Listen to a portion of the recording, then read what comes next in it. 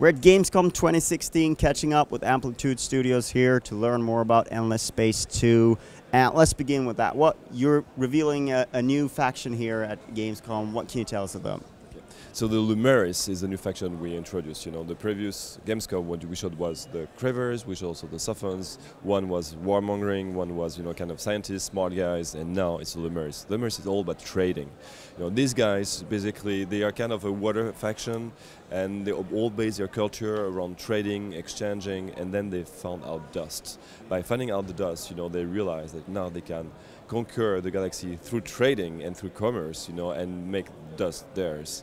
The good thing is with them, in terms of gameplay, they have some cool things they can use. They can contract private companies to colonize outposts for them, So basically, instead of having to build a huge arc ship that will take, forever to be built, to be sent, to arrive, all they do is colonize for me now. So sometimes, other players will be about to colonize and you just can steal it from them and actually maybe sell it back to them for a little money, which could be a good thing because maybe actually could save some time for the others as well. So maybe a lot of people will want to be friends with the Lumeris. It's interesting because it speaks to sort of your design philosophy when it comes to factions that they are very much different play experiences. It's not the same experience when you pick a race. It's not just the skin that you're switching. It's a different play style that it offers, but also there are different play styles available within each faction.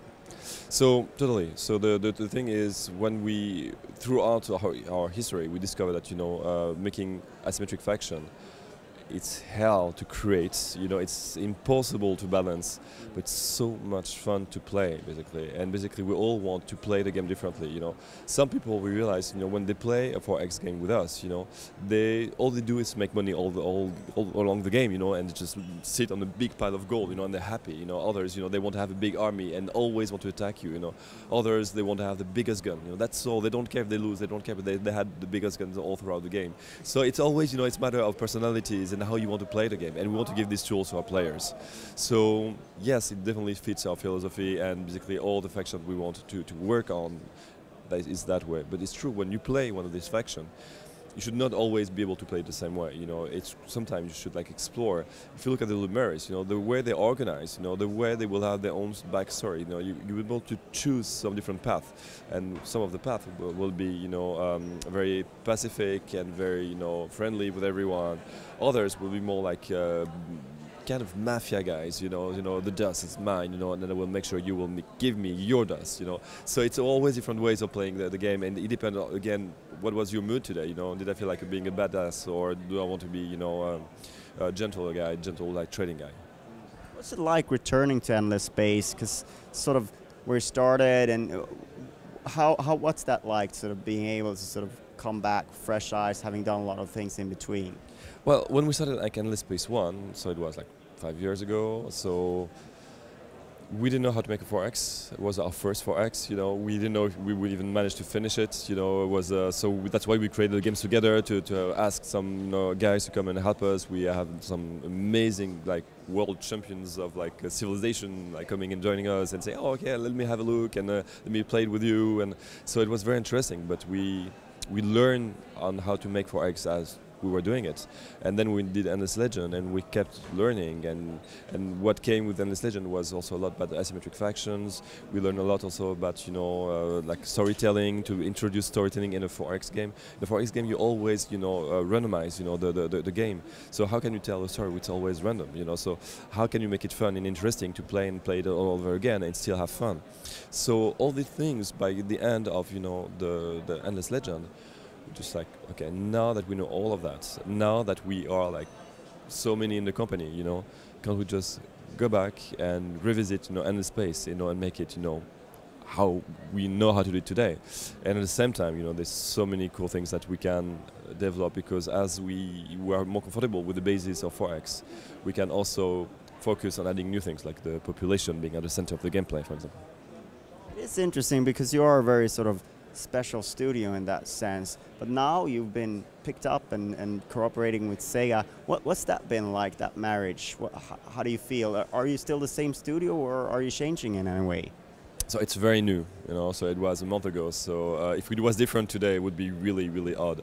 But we are extremely happy about it. You know, it's with that, you know, we can focus on just one thing: making games, making the best games, and not have to focus on finding, you know, new customers. You know, just the word customer just doesn't fit. You know, just that it's not my job, my competence. That's not who we are. You know, we're all about, you know, players and playing the game and testing it and polishing it, and not having to worry about, you know, something which is part actually of the making video games, but it's not our specialty.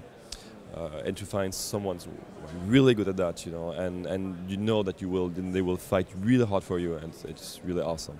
And Sega, it's a really, really nice house. You know, when we announced that to our people working at the company, was really amazed at the reaction that we had.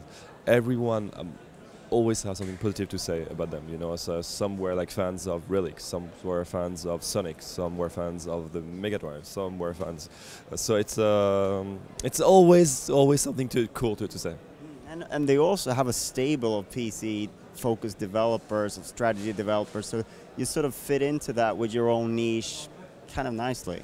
Yeah, and that's the thing is, well, the first interesting thing is when, you know, we started, you know, nobody cared about us and 4X, and, you know, and we were kind of alone, and it was interesting to see like people like them could suddenly like look at us, you know. It's like, you know, the revenge of the little fat guy, you know, from school, you know, suddenly like, you know, you feel you're hot, you know. It was like, ah, that's cool, you know, and they look at us, you know, and so that's really amazing to have that, and then to join these studios like, yeah, really Creative Assembly, you know. It's like wow, you know, we can be part of that, you know. So we have so much to learn from them. So that's extremely exciting.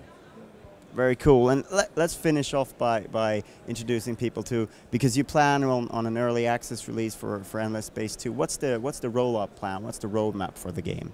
So the first thing is, while we're finishing, you know, the early access, is first to ask our core players that are already playing the game, you know, if they think the early access is ready. So it's a frightening moment, you know, because you know, they will always find something, especially at that stage, because it's not even alpha yet. It's about to get alpha, so it's early. But you know, we need feedback early. So we need to find with our core players if they're happy with it. As soon as they're happy with it, we can go early. So we hope, you know, in the coming month, you know, we should be early access.